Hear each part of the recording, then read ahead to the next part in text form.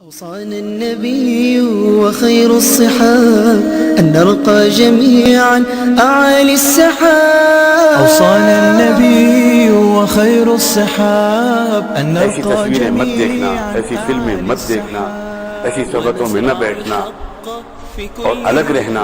پردے کے جو احکام ہیں، حیا اور حجاب کے جو احکام ہیں، کس طرح اللہ پاک نے حکم دیا لڑکیوں کے لیے، عورتوں کے لیے، وہ کس طرح اپنے جسم کو ڈھک کر چھپا کر اگر ان کو نکلنا پڑے تو نکلیں۔ یہ کوئی ظلم ہے؟ کوئی زیادتی ہے؟ کہ دراصل اللہ تعالیٰ کی طرف سے ایک تحفہ ہے۔ ایک بار میں دہلی سے سوار ہوا، جانا تھا مجھ کو جدہ۔ میں اس وقت وہیں پڑھتا تھا، بالکل نوجوان تھا، میری عمر اس وقت مشکل سے رہی ہوگی 20 سال، 20 یا نہیں 20 سال نہیں، 23-24 سال کی عمر رہی۔ تو مجھے ایک ہی ہفتے کے لیے مدینے سے ہندوستان آنا پڑا تھا۔ تو واپسی میں مجھے جو سیٹ ملی، اس وقت فلائٹس ڈائریکٹ والی کم تھیں، بہت پرانی بات ہے یہ، آج سے تقریباً 31 سال پہلے کی بات ہے۔ اس وقت مجھے جس فلائٹ میں سیٹ ملی وہ تھی دہلی سے کراچی، امریکن ایئر لائنس تھی، پین امریکن ایئر لائنس تھی، اور کراچی سے مجھ کو پھر ریاض اترنا تھا اور ریاض سے پھر مجھ کو آگے جانا تھا۔ میں جس وقت سوار ہوا دلی میں فلائٹ پر، وہ رات کے 3 بجے کی فلائٹ تھی، 12 بجے ایئرپورٹ پہنچنا پڑتا تھا۔ بہت سخت بخار تھا مجھ کو، خوب بیمار تھا، بدن درد سے ٹوٹ رہا تھا۔ تو میں اس موڈ کے ساتھ جہاز پر سوار ہوا کہ جو کراچی تک کا وقت ہے، 2-2.5 گھنٹے کا، اس میں کسی طرح ٹیبلٹ کھا کے اور میں سیٹ پر ریلیکس ہو کر تھوڑا آرام کروں گا تاکہ میری تکان کم ہو، میرا بخار کم ہو۔ لیکن اللہ کا کچھ اور منظور تھا۔ جب میں جہاز پر جا کر بیٹھا تو میری بغل کی سیٹ پر پہلے سے ایک سردار جی بیٹھے ہوئے تھے، اور وہ بہت پیچھے فرینکفرٹ سے جہاز آ رہا تھا، 8-10 گھنٹے کی فلائٹ تھی، اور وہ بالکل ان کے آس پاس کوئی نہیں تھا۔ تو وہ جم کے سو چکے ہوں گے اور اب اس انتظار میں تھے کہ میرے پاس کوئی مسافر آ کر بیٹھے گا دلی سے تو اس سے میں خوب باتیں کروں گا۔ میں گیا تھا سونے کے ارادے سے، اور وہ تیار بیٹھے تھے باتیں کرنے کے لیے۔ اب جو وہاں جا کر میں بیٹھا تو پہلے تو انہوں نے مجھے دیکھا۔ اس وقت نیا نیا ایران میں انقلاب آیا تھا، تو انہوں نے فوراً ایرانی ریولوشن کی بات چھیڑ دی۔ ہم لوگوں کو اللہ تعالیٰ اب جزائے خیر دے، ہمارے استاذوں اور بزرگوں نے یہ سکھایا کہ جب بھی تم سے کوئی بات کرے تو فضول ٹاپک پر بات مت کرو جس کا کوئی نتیجہ نکلنے والا ہے۔ اس بات چیت کو کسی طرح ڈائیورٹ کرو کسی ایسے موضوع کی طرف جس سے کوئی فائدے کی امید ہو، ورنہ بلا وجہ بولنا، بلا وجہ بات کرنا۔ تو میں نے اس بات چیت کے تذکرے کو پولیٹکس کے بجائے اسلام کے تذکرے کی طرف موڑنا چاہا اور کچھ گفتگو کرنی شروع کی۔ وہ اس میں انٹرسٹڈ نہیں تھے، ان کو تو سیاسی باتیں کرنی تھی۔ ہندوستان کا یہ کلچر ہے کہ جب کوئی مسافر ٹرین میں یا ریل میں ہوتا ہے تو پولیٹیکل حالات پر ایسے تبصرے کرتا ہے کہ جیسے نیکسٹ الیکشن میں یہی پرائم منسٹر بنے گا، اور جب اس کا اسٹیشن آ جاتا ہے تو ہندوستان کے حالات سدھر چکے ہوتے ہیں اور وہ کہتا ہے خدا حافظ، ختم۔ وہ درد، وہ وری، وہ پریشانی، وہ سب ختم ہے۔ یہ تو ٹائم پاس کرنے کے لیے ہوتا ہے۔ ہم لوگوں کو ایسی لغو باتوں سے کوئی دلچسپی نہیں۔ تو بامقصد گفتگو کرنے کے لیے جب میں نے ان سے کچھ باتیں چھیڑی تو وہ بور ہونے لگے۔ لیکن اللہ کا ایک نظام دیکھو، سامنے کی سیٹ پر جو ایئر ہوسٹس بیٹھی تھی، ایک امریکن لڑکی، اس کو دلچسپی پیدا ہوئی اسلام کے بارے میں جاننے. تو اس نے پیچھے مڑ کر یہ کہا کہ کیا میں یہ سمجھ رہی ہوں، سن رہی ہوں کہ آپ اسلام کے بارے میں کچھ بتا رہے ہیں کہ میں بھی آپ کی بات چیت میں شریک ہو سکتی ہوں؟ میں نے کہا ضرور. تو جب میں جو بات کہہ رہا تھا وہ تھوڑی سی پوری ہوئی تو اس نے کہا کہ میں پچھلے بہت دن سے اسلام کے بارے میں کچھ جاننا چاہتی ہوں، لیکن مجھے پاس ایسا کوئی آدمی نہیں ہے. میں تو ایئر لائنس میں سروس کرتی ہوں، آج یہاں کل وہاں. تو آپ مجھے بتا سکتے ہیں، میرے ذہن میں کچھ سوالات ہیں. میں نے کہا ضرور آپ پوچھیے، اگر میں بتا سکوں گا تو بتاؤں. تو اس نے مجھ سے سوال کیا پردے کے بارے میں. اور ایک امریکن لڑکی ہے، آپ سوچئے ذرا اور وہ کرسچن ہے، وہ مسلمان نہیں ہے، انگریز ہے، امریکن ہے. اس نے مجھ سے سوال کیا کہ میں اسلام کے بارے میں ایک چیز مجھے بڑی کھٹکتی ہے کہ یہ پردے کا کیا سسٹم ہے، یہ کیا ہے جو الگ کر رکھا ہے آپ لوگوں نے اور آدھی آبادی کو قید کر رکھا ہے، کنفائن کر رکھا ہے، انڈر ایک گھر کے اندر قید کر رکھا ہے. تو ہم لوگوں کو اللہ پاک کا بہت بڑا کرم ہے، بزرگوں نے ایک گر کی بات یہ سکھا رکھی ہے کہ جب تم سے کوئی بندہ یا بندی کوئی بات پوچھے تو اپنے علم پر اعتماد مت کرنا، فوراً اللہ کی طرف متوجہ ہونا، دل میں اللہ کی طرف متوجہ ہونا اور اللہ سے یہ مانگنا کہ اللہ جو جواب اس بندے کے لیے مناسب ہو میرے دل میں ڈال. اللہ میری رہبری کر، اللہ ہدایت دینے والے تو آپ ہیں، اللہ علم دینے والے آپ ہیں. میرے پاس میں تو کچھ نہیں جانتا. لا علم لنا الا ما علمتنا.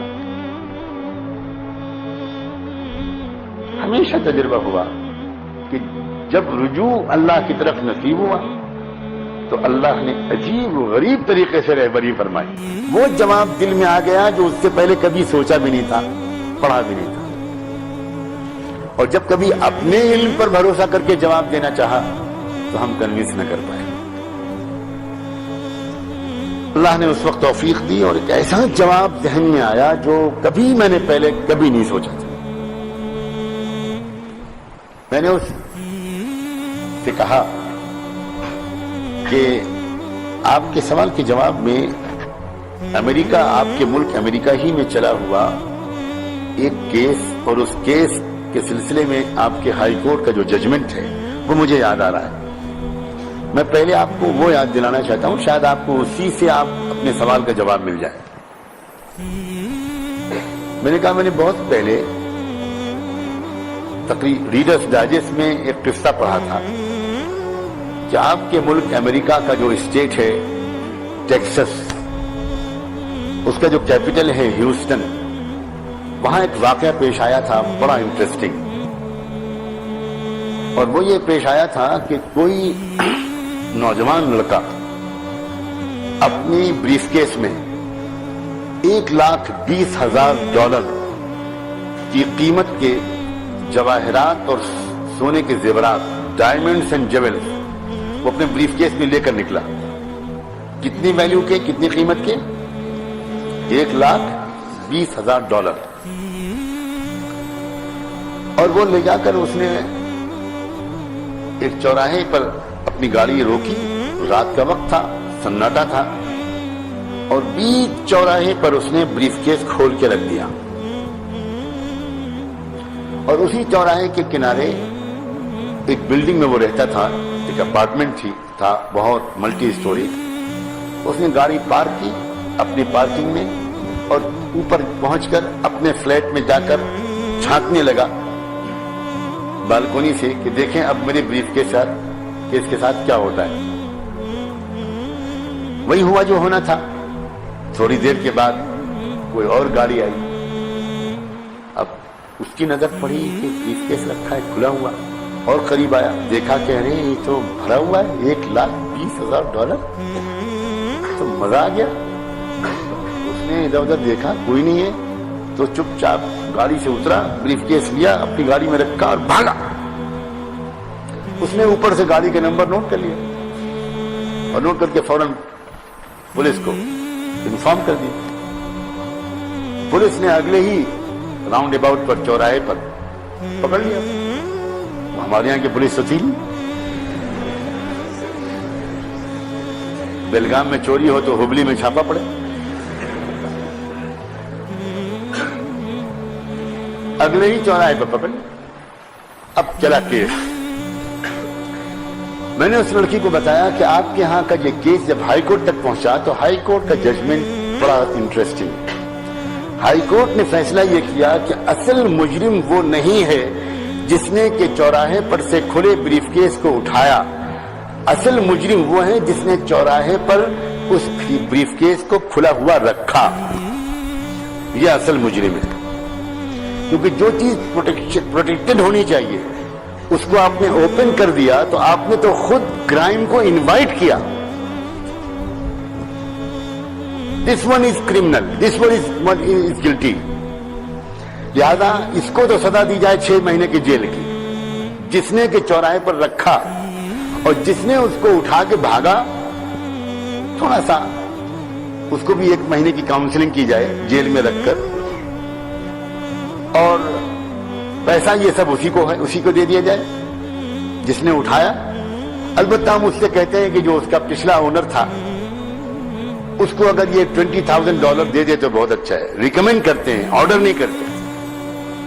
और बाकी अपने ऊपर खर्च करे और किसी सोशल सर्विस की चैरिटी की ऑर्गेनाइजेशन को थोड़ा सा डोनेट कर दे तो बहुत अच्छा है। लेकिन है ये उसका जिसने उठाया, और मुजरिम ये नहीं है जिसने उठाया, बल्कि मुजरिम वो है जिसने उसको रखा। इसके वाक़े के सुनाने के बाद मैंने उस अल्लाह की बंदी से कहा कि आप समझी बेटी, आप समझी कि आपके सवाल का जवाब मिला। इस्लाम के नजदीक एक औरत और एक लड़की एक इंतहाई कीमती डायमंड है, एक जेवल है, और डायमंड को हिफाजत के साथ रखना ये अक्लमंदी है। अगर कोई डायमंड और जेवल को ओपन कर दे तो आपके कोर्ट की जजमेंट के मुताबिक ओपन करने वाला मुजरिम होगा, उसको चुराने वाला मुजरिम नहीं होगा। इस्लाम ये कहता है कि अगर किसी बेपर्दा लड़की को देखकर कोई लड़का सीटी बजाने लगे, उसके दिल में गंदे जज्बात पैदा हो जाने लगे, वो उसको टीज करने लगे, छेड़ने लगे, हैरेस करने लगे, तो मुजरिम वो नहीं होगा जो ये सब करेगा। मुजरिम वो लड़की होगी जो अपने खूबसूरत जिस्म को खोलकर खुद इनवाइट करे। आपके कोर्ट का जजमेंट ये कह रहा है। इस्लाम औरत को कैद में नहीं रखना चाहता। इस्लाम औरत को गिरी पड़ी चीज नहीं समझता कि वो गली में पड़े हुए संतरे के छिलके की तरह इस तरह अपने आप को जलील करे। इस्लाम औरत को एक कीमती काबिल हिफाजत डायमंड समझता है। उसकी ब्यूटी, उसकी नजाकत की हिफाजत करना सिखाता है। अब आप बताओ, यह औरत पर इस्लाम का जुल्म है या ये औरत के स्टेटस को आसमान की बुलंदियों तक पहुंचाना है? यकीन मानो नौजवानों, ये इस्लाम का हुस्न है कि वो लड़की रोने लगी। उसका अजीब हाल हो गया, कहने लगी wonderful philosophy, really I couldn't, मैं तो सोच भी नहीं सकती थी, मैं ड्रीम नहीं कर सकती थी कि इस्लाम इतना गहरा फलसफा रखता है।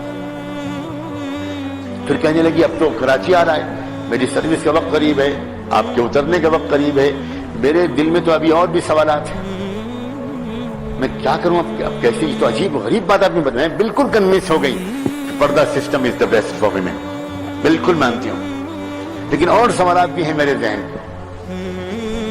तो मैंने कहा कि मैं जिस हॉस्टल में रहता हूं उस हॉस्टल के ऑफिस का एक फोन नंबर मैं आपको दे सकता हूं। उसका फोन नंबर ये है, और 1 महीने में 1 बार आप मुझसे कांटेक्ट कर सकती हैं, और मैं इंशाल्लाह जो जवाब सवाल होगा उसका जवाब देने की कोशिश करूंगा। अगर नहीं दे पाऊंगा तो मदीने में बड़े बड़े उलमा मौजूद है, मैं उनमें से किसी से पूछकर आपको फोन करके जवाब दे दूंगा। इतना मैं कर सकता हूं। अल्लाह को जब किसी को हिदायत देना होता है तो अल्लाह ताला की तरफ से अजीब असबाब बनते हैं। अगले 3-4 महीने तक या शायद 6 महीने तक वो मुझे रेगुलरली हर महीने फोन करती रही और कोई न कोई सवाल करती रही इस्लाम के बारे में, और मैं जिस तरह भी जवाब दे सकता था जवाब देने की कोशिश करता रहा।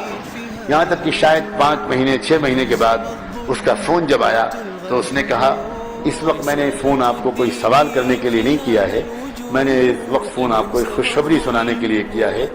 मैं इस वक्त مسلم کمیونٹی سینٹر آف شکاگو میں بیٹھی ہوئی ہوں اور ابھی آدھا گھنٹہ پہلے میں نے کلمہ پڑھا ہے، اسلام قبول کیا ہے اور اب میرا نام فاطمہ رکھا گیا ہے۔ والحق يسوع یہ ہے اسلام۔ اللہ اکبر الله الله الله أكبر لا الہ الا اللہ